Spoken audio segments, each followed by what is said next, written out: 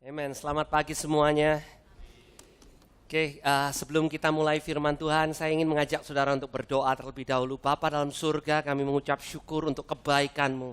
Begitu besar kasih-Mu. Dan hari ini Tuhan, melalui firman-Mu kami mau diubahkan. Kami tahu Tuhan, kemampuan kami untuk mengerti terbatas. Kemampuan hamba-Mu untuk menyampaikan juga jauh dari sempurna. Tapi kami punya Roh Allah yang sanggup untuk melakukan jauh lebih dahsyat daripada kemampuan manusia. Itu yang kami percaya terjadi pada saat ini. Tuhan, Kau bekerja dalam setiap hati. Engkau dan kekuasa firman-Mu sanggup untuk mengubah kami. Di dalam nama Tuhan Yesus, kami siap untuk menyambut firman-Mu. Dan semua yang percaya katakan, Amen, Amen. Saudara, tadi berkenaan dengan retreat, saya sungguh-sungguh mendorong saudara, ya, untuk hadir di retreat. Saya bertemu dengan Pak Ron baru, belum lama. Saya baru dikenalkan sekitar 2-3 minggu yang lalu melalui teman hamba Tuhan, dan kami mulai berbincang-bincang. Dan pada waktu saya telepon beliau, ya, minta kesediaannya untuk datang. Ini hanya beberapa hari sebelum beliau kembali ke Amerika karena anak bungsunya menikah.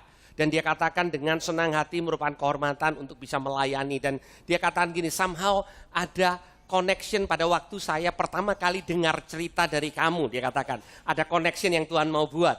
Itu dia sampaikan setelah saya mengundang dia. Dan saudara, ceritanya lucu, ya. Saudara, beliau ini berasal dari kota, menggembalakan di kota Austin, Texas.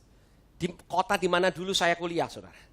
Dan yang lebih luar biasa adalah, pada waktu saya kuliah, saya berjemaat, saya bertumbuh di satu jemaat, anak-anak muda yang tidak punya banyak duit, saudara. Ya, pada waktu itu saya tidak mengerti, saudara. Sekarang saya mulai ngerti.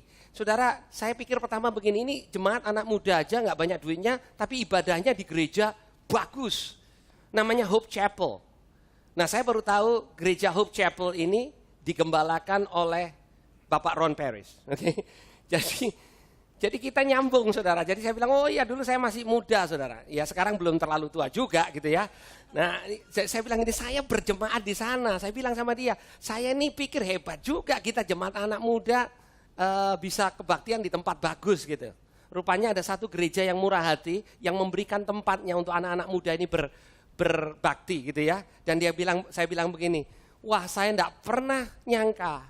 Satu kali saya ketemu sama senior pastornya, dan melayani, karena hari Rabu yang lalu waktu Nyempi kita ada seminar 5 gereja tapi tertutup di tempat ini, dan saya katakan Anda adalah pembicaranya. Dan saya katakan pada waktu saya telepon dia katakan itu, ada koneksi. Saya tahu pada waktu kamu cerita tentang pengalaman kamu di Austin, Texas, ada koneksi yang Tuhan mau buat. Saya percaya, saudara, hamba Tuhan ini senior, saudara, ya. Dia punya pengalaman misi yang luar biasa, mengembalakan jemaat di Amerika. Hatinya untuk jiwa-jiwa luar biasa. Dan saya percaya, saudara, saya tanya dengan beberapa orang yang hadir pada waktu itu. Tidak ada satupun yang mengatakan, ya biasa-biasa, bagus sih tapi biasa. Setiap yang hadir mengatakan, Pak luar biasa. Hati saya berubah pada waktu saya mendengar Pak Ron, karena dia bicara dari hati. Hatinya Tuhan, saya percaya dia punya hatinya Tuhan, dan itu perlu diimpartasikan kepada kita. Jadi saya mendorong saudara untuk tata tanggalnya, tanggal 5, tanggal 6, itu hari Kamis, Jumat. Dari hari Kamis, hari kenaikan Tuhan Yesus, ya hari Jumat, pokoknya tanggal merah deh saudara. Terus kemudian kita selesai di hari Sabtu. So please do take ini kesempatan untuk kita sebagai jemaat. Saya bilang Pak Ron, saya ingin Pak Ron datang bersama dengan istri, kalau makan mingle dengan seluruh jemaat. Pak Ron cerita hatinya Pak Ron aja, kita ketularan. Ya, siapa yang tahu kalau kita kumpul, firman Tuhan mengatakan pergaulan yang jahat merusak kebiasaan baik. Saya mau ubah, ya oke, ini versi Benny Kusno, oke, ini tidak ada di Alkitab saudara. Pergaulan yang baik merusak kebiasaan jahat, saudara. Haleluya. Ya, jadi saudara perlu kumpul dengan orang yang hatinya untuk Tuhan, dan saudara cuma makan sama-sama, hati saudara ketularan, saudara. Dan saya menikmati, itu sebabnya saya bicara sama teman saya yang mengundang, saya bilang begini, acara makan malam, kamu kan sudah capek toh, sudah host ya. Gantian, saya yang host gitu ya. Saya punya kesempatan sama Bu Ratna ngomong ngalor ngidul, saudara, tapi Saudara, kalau hatinya orang itu begitu dikuasai oleh cinta akan Tuhan, apapun yang kita omongin, balik-balik dia cerita hatinya untuk Tuhan. Dan itu sangat memberkati saya. Oke, tapi itu bukan khotbah saya hari ini. Kita akan menyelesaikan seri kita tentang keuangan ya, yang diberikan judul The Fine Line atau garis tipis, garis halus. Nah saudara, masalah keuangan itu masalah hati. Nah, itu sebabnya seringkali kita nggak sadar bahwa hati kita sudah keluar dari tracknya Tuhan karena keuangan ini bicara tentang sesuatu yang di dalam. Minggu lalu kita bicara tentang generosity. Generosity itu kemurahan hati. Namanya juga kemurahan hati, bukan kemurahan perbuatan. Oke, kemurahan hati artinya itu keluar dari hati, saudara. Ya, pada minggu yang pertama saya sempat mengatakan ini, selama saya mengembalakan jemaat, saya menemukan orang datang counseling untuk masalah yang macam-macam, dosa yang macam-macam. Satu yang saya belum pernah mengalami, orang datang adalah orang datang dan mengatakan kepada saya begini, Pak, saya punya masalah. Apa masalahmu? Kemudian dia jawab, masalah saya ini saya punya ketamaan, Pak. Saya cinta uang. Saya belum pernah ada orang yang datang dan mengatakan seperti itu. Karena ini masalah hati, saudara. Kita bisa tamak tanpa kita tahu kita tamak. Nah hari ini adalah minggu yang terakhir kita akan berbicara tentang ini mungkin merupakan rekap ya kesimpulan dari apa yang kita bicarakan selama 4 minggu ini. Kita bicara tentang sesuatu yang bersifat sementara dibandingkan sesuatu yang bersifat kekekalan. Temporal or eternal. Nah saudara, kita ini hidup. Baik kita orang percaya maupun orang tidak percaya, dibombardir dengan segala sesuatu yang sifatnya temporal. Saudara bangun tidur, saudara mulai nonton televisi ataupun saudara pegang gadget saudara akan menemukan bahwa saudara baru tahu ada yang saudara perlu yang dulunya saudara tidak tahu. Saudara lihat gadget saudara bilang begini, oh ini ada blender. Ini yang dari dulu aku tunggu-tunggu. Ini ternyata ada blender macam gini. Padahal dulu saudara tidak punya, dulu saudara tidak tahu, tiba-tiba hari itu saudara rasa saudara butuh blender. Oke? Atau mungkin bapak-bapak tiba-tiba mengatakan begini, oh ini loh alat yang aku tunggu-tunggu. Oh alat yang bisa melakukan 21 pekerjaan. Dahsyat.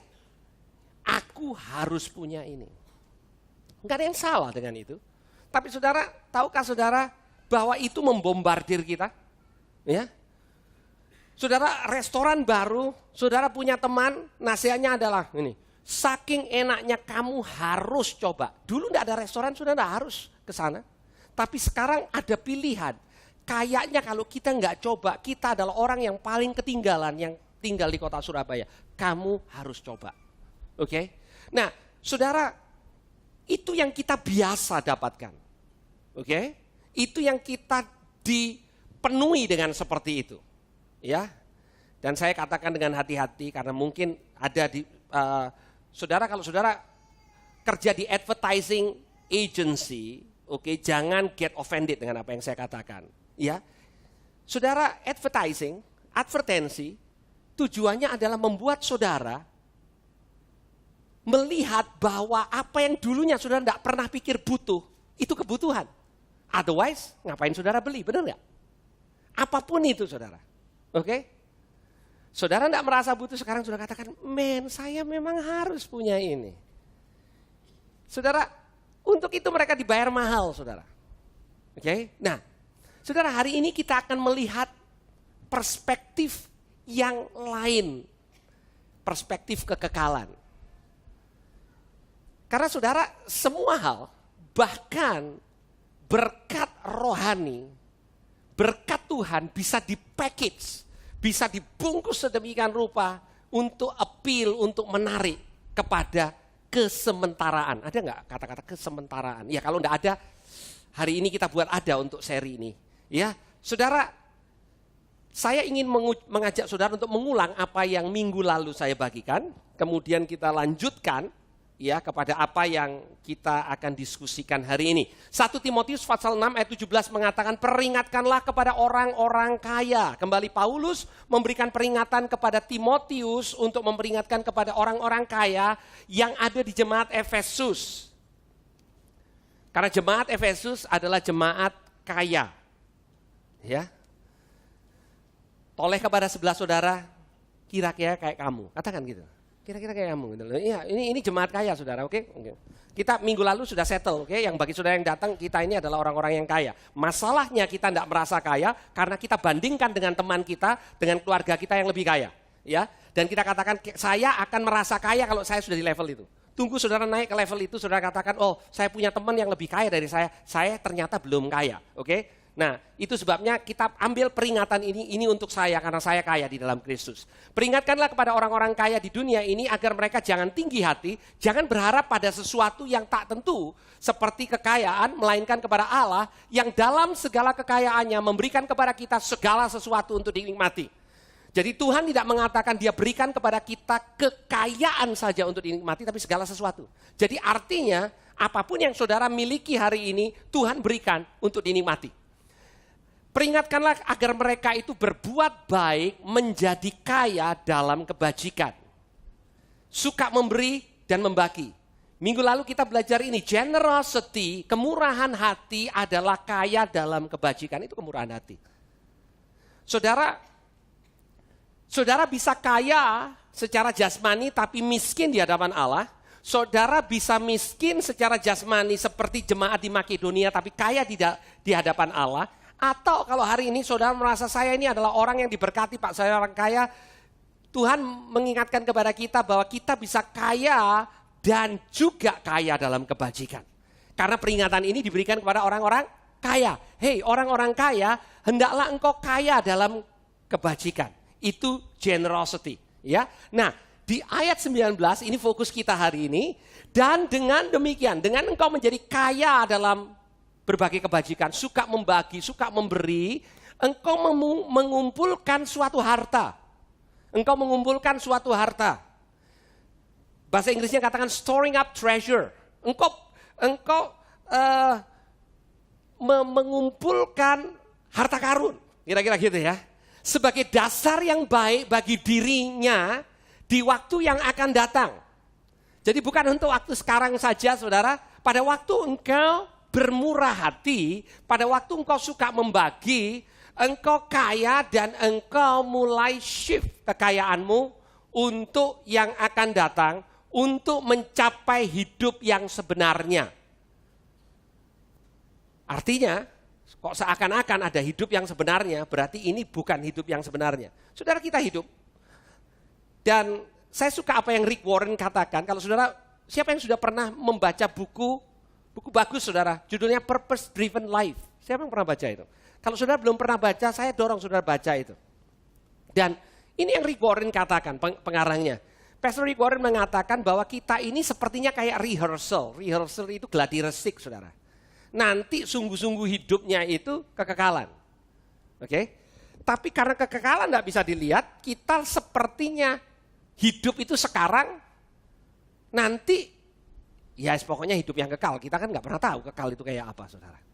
Ya, tapi ayat ini mengatakan bahwa ada waktu yang akan datang dan itulah hidup yang sebenarnya. Dan kita punya kesempatan untuk store up, untuk mengumpulkan harta untuk hidup yang sebenarnya. Nah saudara, saya menemukan pada waktu keadaan buruk dan sangat buruk, kadang-kadang kita terpikir untuk hidup sesudah hidup ini. Ada waktu di mana kita kepepet keadaan buruk, tekanan begitu luar biasa, kita pengen pulang. Pulang maksudnya pulang, ya. Saya enggak minta saudara ngangkat tangan deh untuk yang ini. Siapa yang pernah merasa seperti itu? Kadang kalau keadaan sulit, terus kita bilang gini, Tuhan, sudahlah Tuhan daripada di sini, ya, pulang aja Tuhan. Oke? Kadang kita ingat pulang, itu kalau keadaan buruk, ya. Tapi sebenarnya saudara, ingatan akan kekekalan itu juga merupakan apa ya? Kalau menurut saya itu loh salah satu hal yang menjadi kesukaan jemaat mula-mula, saudara. Nah ini yang mungkin kalau menurut saya secara general kurang dibicarakan gereja saat ini karena kita begitu aim dengan yang sementara. Bukankah kita perlu untuk di sini hidup yang di sini? Yes, tapi kita juga perlu punya perspektif kekekalan. Di Matius pasal 6 Tuhan Yesus juga berbicara tentang hal mengumpulkan harta ini. Ya, tadi Paulus mengatakan kepada Timotius, Timotius, ajar jemaatmu yang kaya-kaya ini karena kamu menggembalakan jemaat kaya-kaya nih. Supaya mereka tidak jadi sombong, supaya mereka tidak bergantung sama kekayaannya, ajar mereka untuk jadi kaya dalam kebaikan. Karena sekedar kaya tidak mengubah hati mereka, bahkan bisa buat mereka sombong. Tapi ajar mereka pakai kekayaannya untuk bagi, untuk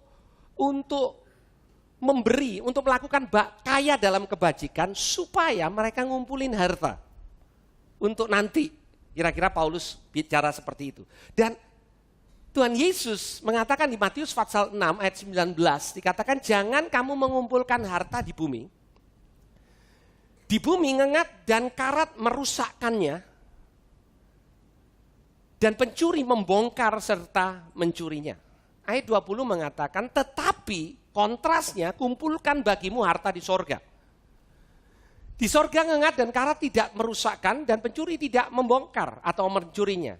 Karena di mana hartamu berada, di situ juga hatimu berada. Nah, saudara, konteks kalimat Tuhan Yesus yang terkenal di mana hartamu berada, di sana hatimu berada, diawali dengan mengkontraskan dua keadaan, ngumpulin di bumi atau ngumpulin untuk kekekalan. Nah, akibatnya, alasannya kenapa engkau perlu ngumpulin di surga adalah karena di mana hartamu ada, hatimu juga ada. Itu kira-kira kan begitu. Jadi Tuhan Yesus kasih dua alternatif. Kamu bisa ngumpulin di dunia banyak atau kamu bisa ngumpulin di surga banyak. Karena hatimu itu ngikuti hartamu kira-kira. Jadi Tuhan Yesus katakan kalau hartamu itu kau letakkan banyak untuk kekekalan, kira-kira hatimu kemana? Kepada kekekalan. Ya, itu cara Tuhan Yesus mengajarkan kepada jemaat pada waktu itu. Itu juga firman Tuhan katakan kepada kita, setiap kita saudara. Oke, saudara, saya.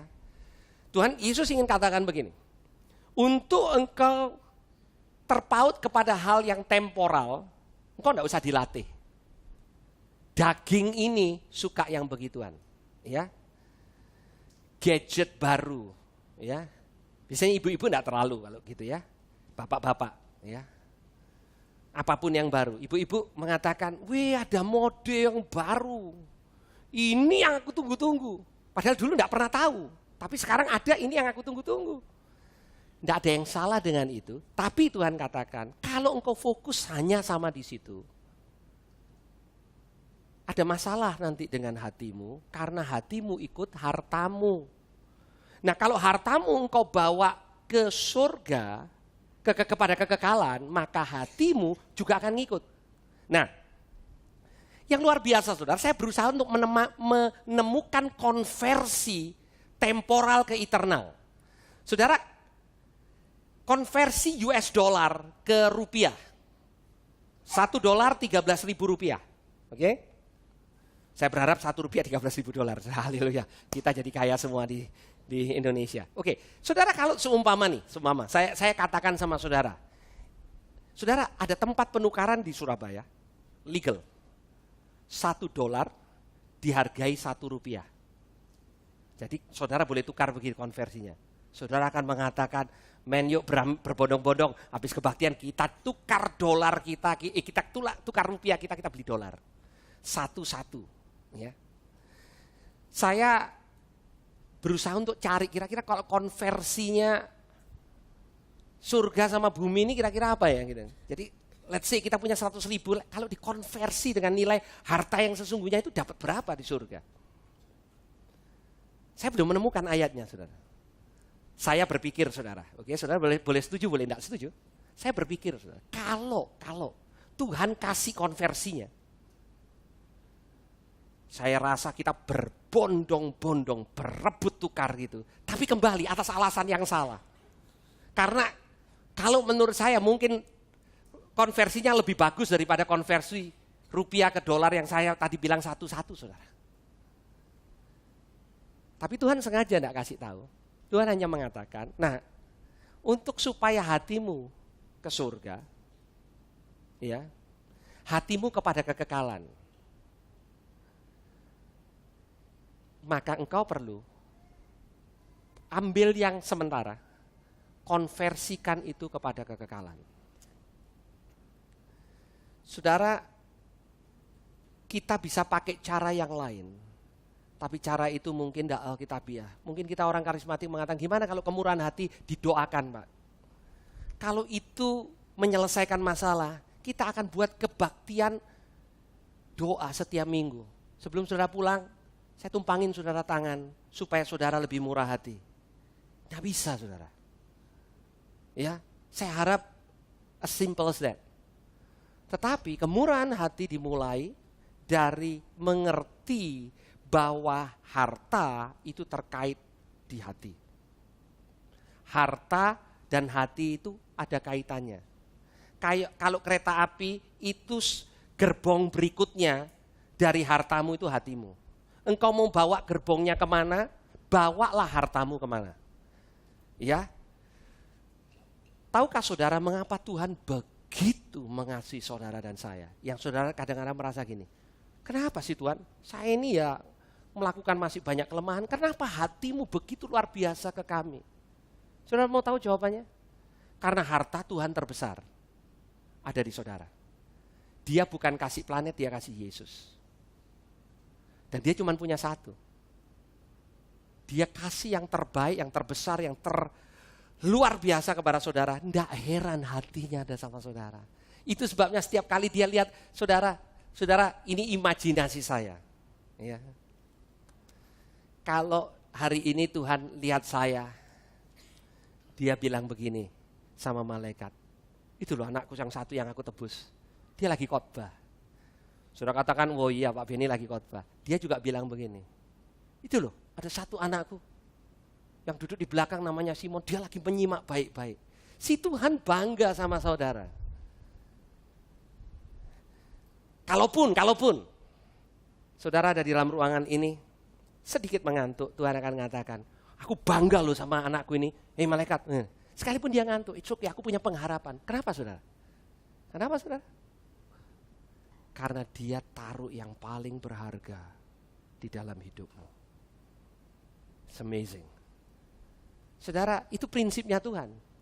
Dia harus taruh yang paling berharga ke kita. Makanya dia sayang banget sama kita. Dia sudah berikan yang paling berharga kok sama kita. Kemudian saudara, setelah ngomong-ngomong tentang harta, Tuhan ngomong tentang mata. Kelihatannya tidak nyambung.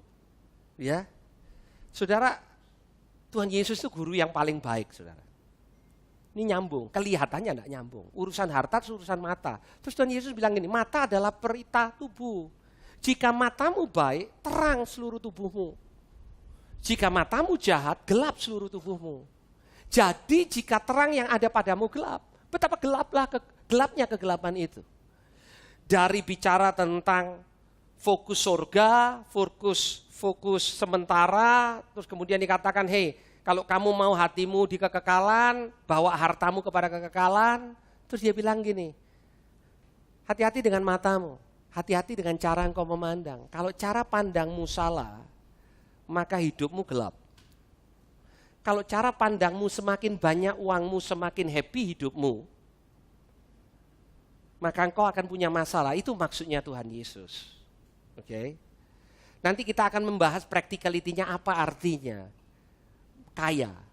Apa artinya store up untuk mengumpulkan harta di surga. Tapi saya ingin saudara tangkap dulu prinsipnya. Saudara, hati kita ngikut harta kita. Tuhan bilang, hartamu di mana, hatimu di mana.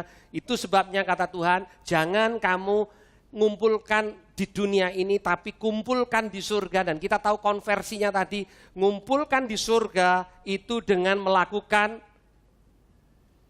kebajikan. Melakukan hal-hal yang baik dengan uangmu.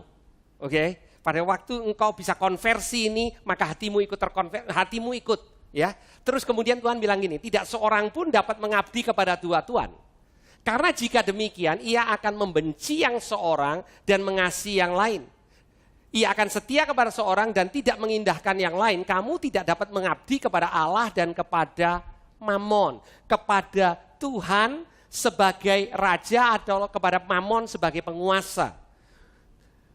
Bukan kepada uang, saudara, tetapi kepada kuasa uang. Karena uang punya kuasa yang sangat mirip dengan Tuhan dibandingkan dengan kuasa yang lain. Saudara, uang punya kuasa yang sangat mirip dengan Tuhan dibandingkan dengan kuasa yang lain. Kalau saudara mengatakan aku ikut Tuhan, aku dapatkan sukacita, ada orang yang mengatakan duitku banyak, aku juga sukacita. Kalau saudara mengatakan pada waktu aku terima Tuhan Yesus, aku merasa hidupku diterima, hidupku berarti. Ada orang mengatakan, hei kamu gak pernah tahu, kalau kamu punya banyak uang kayak aku, kamu merasa engkau diterima di mana-mana. Engkau merasa engkau dihargai di mana-mana. Engkau bisa masuk di mana-mana. Bahkan saudara bisa mencoba bahwa tempat yang ditulis larangan parkir, pada waktu engkau membawa mobil yang paling bagus, somehow tukang parkirnya tahu dan dia buka itu tanda dilarang parkir dan dia katakan, Pak silakan parkir di sini. Karena dia berharap setelah saudara turun, ada sesuatu yang saudara lakukan untuk dia. Jadi saudara, uang itu punya kuasa yang luar biasa. Bohong kalau dikatakan uang itu tidak punya kuasa, saudara. Kalau nggak punya kuasa, kita tidak perlu diperingatkan sama Tuhan. Saking gedenya kuasanya duit. Ada yang mengatakan, saya merasa dikasihi Tuhan. Uang bisa membuat engkau merasa dikasihi. Anak yang bungsu itu pada waktu banyak uang, banyak teman, saudara. Banyak temannya. Ya. Jadi uang bisa melakukan banyak hal, saudara. That's why it's subtle. Itu sebabnya, saudara mengatakan, saudara di dalam Tuhan, saudara merasa aman. Banyak orang setelah ngecek saldonya dia rasa aman kok, saudara. Tentu dia bilang, oke, sebelum saya cek saldo saya berdoa, saya orang Kristen, saya berdoa. Tapi setelah cek saldo dia lebih mantap rasa amannya. Why is that?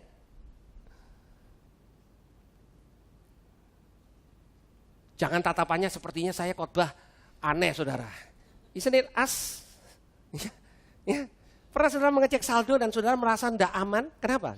Bukan karena nolnya bergeser ke kanan, nolnya bergeser ke kiri. That's the power of money. Itu sebabnya Tuhan mengatakan untuk membuat kuasa uang tidak menguasai hidupmu, maka aku yang harus berkuasa. There's no other option. Ini bukan karena Tuhan jahat, karena Tuhan baik. Karena pada waktu engkau salah, matamu gelap. Tuhan tidak ada masalah dengan membuat kita kaya. Masalah kita adalah apa yang terjadi pada waktu kita kaya. Dan kita sudah settle minggu yang lalu, kita semua ini kaya. Oke? Untuk standar manapun saudara. Saudara, survei mengatakan kalau saudara punya penghasilan lebih dari Rp25.000 setiap hari, saudara lebih kaya dari sepertiga penduduk di muka bumi ini. Not bad. Kalau saya melihat ke sekeliling, saudara kaya. Saudara. Ya enggak? Saudara enggak kerasa kaya karena saudara katakan begini, Pak, kok $2 setiap hari, Pak? Teman saya buka mata setiap hari $20.000. Nah itu masalahnya, saudara. Itu masalahnya kita enggak merasa kaya.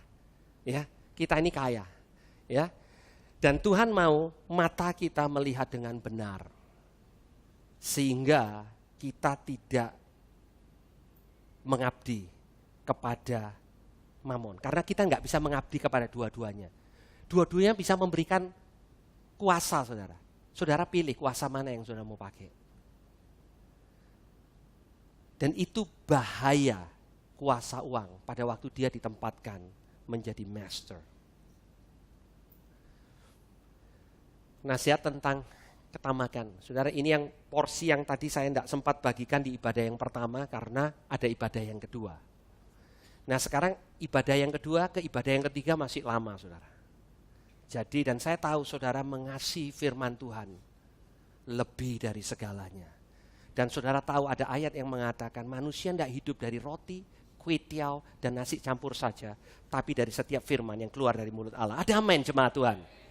Saya senang dengar yang amin-amin itu ya. Ada amin jemaat Tuhan? Oke, kita punya banyak waktu saudara. Oke, Lukas 12 ayat 15. Katanya lagi kepada mereka, berjaga-jagalah dan waspadalah. Itu yang katanya Tuhan. Berjaga-jaga dan waspada. Saudara, karena yang ini kelihatannya licin saudara. Kita bisa tanpa sadar masuk dalam perangkap dan kita tidak tahu kalau tidak diperangkap. Berjaga-jaga dan waspadalah terhadap segala ketamakan. Sebab walaupun seorang berlimpah-limpah hartanya, hidupnya tidak bergantung kepada kekayaannya itu. Saudara, untuk kita yang selalu hidup secara temporal, sulit untuk mengatakan ini kebenaran. Kita tahu ayat ini. Tapi sungguh nggak kita percaya bahwa hidup kita tidak bergantung dari banyaknya kekayaan itu. Kemudian ia mengatakan kepada mereka suatu perumpamaan katanya. Ada seorang kaya, tanahnya berlimpah-limpah hasilnya. Ini pada waktu dulu. Kalau saudara sekarang dikatakan propertinya menghasilkan banyak duit buat dia. Kira-kira seperti itu. Ya, mungkin dibangun hotel, dibangun pabrik, dibangun macam-macam. Menghasilkan banyak. Ia bertanya dalam hatinya. Nah, masalah hati saudara. Karena dia nggak bertanya sama temannya. Saudara, untuk masalah gini, kita nggak bertanya sama teman. Kita bertanya sama hati. Dan hati kita dikuasai kemana harta kita. Tuhan bilang, ingat ya saudara, hartamu di mana, hatimu ngikut. Dia bertanya sama hatinya. Apa yang harus aku perbuat? Sebab aku tidak mempunyai tempat di mana aku dapat menyimpan hasil tanahku. Luar biasa saudara. Ya, saudara mengatakan begini, apa salah Pak kalau dia di pertanian dia buat lumbung yang besar? Bukankah Yusuf juga melakukan yang sama? Pada masa kelimpahan kan dia buat lumbung yang besar. Oh nanti dulu kita lihat apa yang terjadi. Lalu katanya ini yang akan aku perbuat. Aku akan merombak lumbung-lumbungku dan aku akan mendirikan yang lebih besar. Aku akan menyimpan di dalamnya segala gandum dan barang-barang itu. Sesudah itu, aku akan berkata kepada jiwaku, jiwaku, ada padamu banyak barang. Tertimbun untuk bertahun-tahun lamanya, artinya hai jiwaku, tenang, security, rasa aman. Beristirahatlah, makan, minumlah, dan bersenang-senang. Kumpulin yang banyak, jaga tetap banyak, amankan itu dengan segala cara, maka kau akan tenang. Tetapi firman Allah kepadanya, hai engkau orang bodoh. Berarti saudara, kalau kita mau jujur sesuai dengan firman Tuhan, banyak orang pintar ini bodoh saudara. Saya bertanya kepada Tuhan, saya termasuk golongan yang mana? Mungkin juga ada bodohnya saudara. Oke? Tuhan bilang gini, hei engkau orang bodoh. Pada malam ini juga jiwamu akan diambil daripadamu dan apa yang telah kau sediakan untuk yang kau sediakan ini untuk siapa? Itu nanti. Demikian jadinya dengan orang yang mengumpulkan harta bagi dirinya sendiri. Perhatikan baik-baik. Jikalau ia tidak kaya di hadapan Tuhan. Di hadapan manusia dia orang kaya, di hadapan Tuhan dia orang miskin. Ini tidak ada hubungannya dengan keselamatan saudara. Ini hubungannya dengan miskin di hadapan Allah. Oke, keselamatanmu karena apa yang kau percaya kepada Tuhan Yesus. Settle. Tapi saudara bisa jadi orang yang paling kaya dan sekaligus paling miskin. Karena cara pandangmu. Dikatakan demikian jadinya bagi orang yang mengumpulkan harta bagi dirinya sendiri, jikalau ia tidak kaya di hadapan Tuhan. Saudara, Tuhan Yesus mengajarkan kepada kita bagaimana kita kaya. Hidup sebagai orang kaya dalam kerajaan Allah. Dan semua kita bisa. Saudara, ada orang yang mengatakan seperti ini, tentang iman. Dan dia katakan begini, kalau Tuhan bisa berkati Bill Gates, saya bisa sekaya Bill Gates. Bisa juga enggak. Asal saya punya iman, saya bisa. Saya kok enggak percaya seperti itu, saudara. Kita punya takaran masing-masing. Tuhan berjanji, saudara, tidak pernah Tuhan berjanji saudara akan menjadi orang yang paling kaya di dunia. Oke? Tuhan akan berjanji memberkati saudara. Oke? Tapi saudara, ini yang saudara bisa. Saudara bisa jadi sangat kaya di hadapan Tuhan. Karena itu tidak berhubungan, tidak ada kaitannya dengan saudara jadi orang yang paling kaya di RT. Bahkan. Karena tidak ada hubungannya dengan itu. Tidak usah sampai ke Bill Gates deh. Saudara tidak jadi orang yang kaya di RT pun saudara bisa sangat kaya di hadapan Tuhan. Pada waktu saudara membagi. Nah saudara, karena waktu saudara, saya hanya memberikan beberapa hal praktis. Bagaimana mengkonversi yang temporal jadi eternal. Saudara, pada waktu saudara berbagi buat orang lain, siapapun orang itu, oke? Kecuali orang itu dirimu sendiri, nah itu lain ya saudara ya. Pada waktu saudara berbagi, saudara pakai harta itu untuk sesuatu yang sifatnya eternal. Firman Tuhan mengatakan, kalau engkau berbuat baik sama orang lain, perbuatan baikmu itu akan dilihat dan mereka akan memuliakan Bapamu yang di surga. Oke? Itu ada kaitannya sama eternal. Kalau saudara melihat ada pelayanan pekabaran Injil yang perlu dibantu dan saudara punya, mungkin saudara tidak punya semuanya. Dan saudara bisa berikan, itu eternal. Kalau saudara Tuhan gerakkan untuk menyumbang pekerjaan Tuhan, itu eternal. Saya tidak bilang konversi saudara. Karena kembali, kalau kita bicara tentang konversi, nanti kita bisa kembali jadi murah hati dengan hati yang tidak murah hati. Gitu nih. Kelihatan murah hati tapi hatinya mengatakan lumayan 36 ada konversi 30. Tuhan mengatakan saudara bisa diberkati 30, 60 kali 100 kali ganda. Tuhan mengatakan pada waktu barang siapa yang kehilangan karena aku dapatkan 100 kali lipat di sini dan di surga, saudara. Oh mantap. Itu janji Tuhan Yesus. Oke? Tapi balik lagi saudara. Saudara bisa miskin di hadapan manusia, tapi kaya di hadapan Tuhan. Setiap kita bisa seperti itu. Jadi setiap kita ini bisa jadi kaya di dalam kerajaan Allah. Kita bisa semakin kaya. Firman Tuhan ini bukan untuk menuduh saudara, menuduh saya. Tapi untuk kita berkaca. Are we temporal minded? Or are we eternal minded? Apakah kami ini perspektifnya temporal atau perspektifnya eternal? Ada beberapa pertanyaan yang mungkin baik untuk jadikan ya paling tidak alat ukur yang sederhana. Saudara pada waktu bangun pagi yang saudara pikir pertama adalah yang sifatnya eternal atau yang temporal. Yang setiap hari pada waktu saudara tenang, saudara pikir eternal apa temporal. Untuk yang temporal itu tidak perlu dibiasakan, kita jago. Untuk yang eternal itu perlu dilatih.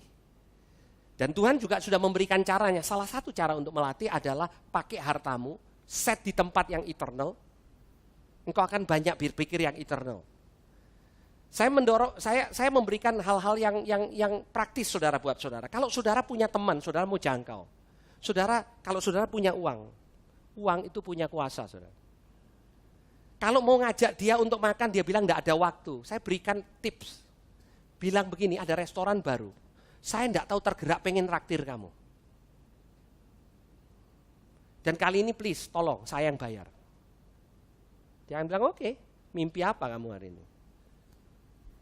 Saudara ketemu. Paling enggak saudara bisa share kesaksian saudara. Duh Tuhan baik loh sama saya. Dia enggak bertobat, loh itu kan urusannya Tuhan saudara. Urusan saudara kan saudara mau membagikan. Saudara lakukan itu. Saudara setelah bayar, Saudara pulang, saudara senang. Saudara katakan, masa Pak? Coba kalau enggak percaya. Coba kalau enggak percaya. Saudara lakukan hal yang simple kayak begitu aja. Oke? Ya.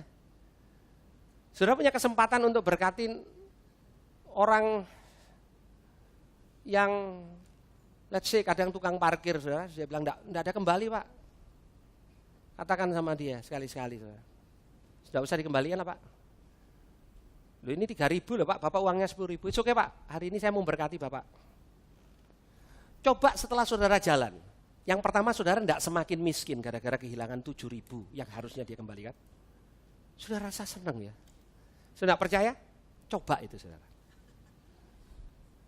Coba, kalau saudara tidak percaya, coba. Kalau setelah ngasih saudara tetap tidak percaya, tetap tidak merasa, jangan komplain sama saya, komplain sama firman Tuhan. Haleluya. Saudara, bukan saya yang garansi, saya tidak bisa garansi saudara. Firman Tuhan menggaransi pada waktu engkau melakukan hal-hal yang kecil. Ya. Itu akan mengubah engkau.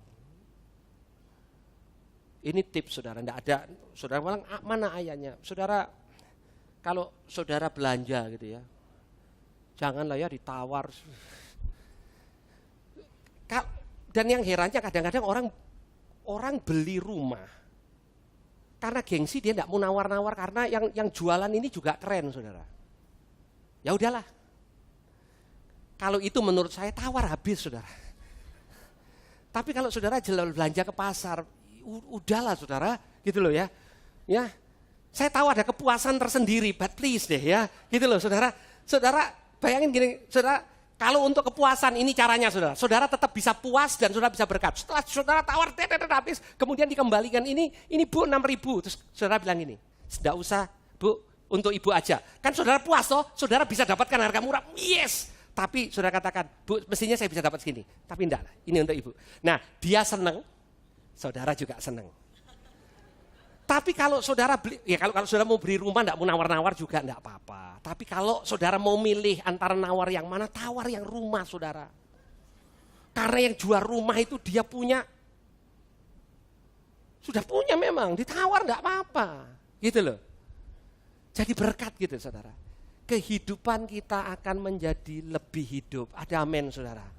Saudara-saudara perlu belajar begitu, saya perlu belajar begitu saudara. Pada dasarnya karena kita ingin mengumpulkan, kita tidak usah diajar.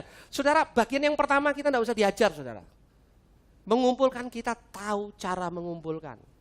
Tapi kita perlu diingatkan. Itu sebabnya Tuhan Yesus memulai dengan mengatakan waspadalah. Karena yang itu masalah hati saudara. Masalah hati. Dan kita ini perlu melihat kasihnya Tuhan sehingga kita bisa jadi murah hati. Tuhan adalah pribadi yang paling murah hati yang pernah saudara. Kalau saudara katakan gini, saya ini tidak punya figur yang saya bisa contoh untuk murah hati. Ada saudara, Tuhan. Dia berikan yang terbaik. Dia rela jadi miskin. Sekalipun dia paling kaya di seantero jagat. Itu namanya Tuhan. Jadi saudara, kita punya panutan yang murah hati.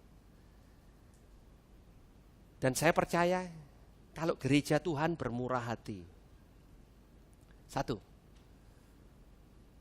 gereja Tuhan di Indonesia ini kaya. Kita enggak punya masalah dengan ngirim misionaris. Karena kita adalah orang-orang yang diberkati. Ada amin.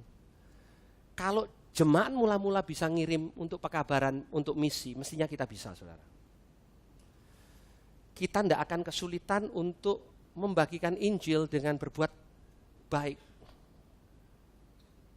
Nggak ada yang salah dengan mengundang teman-teman yang di dalam Tuhan untuk makan, tapi sekali-sekali dong ngundang orang-orang yang bukan orang percaya untuk kita bisa makan sama-sama, saudara bisa share berita baik.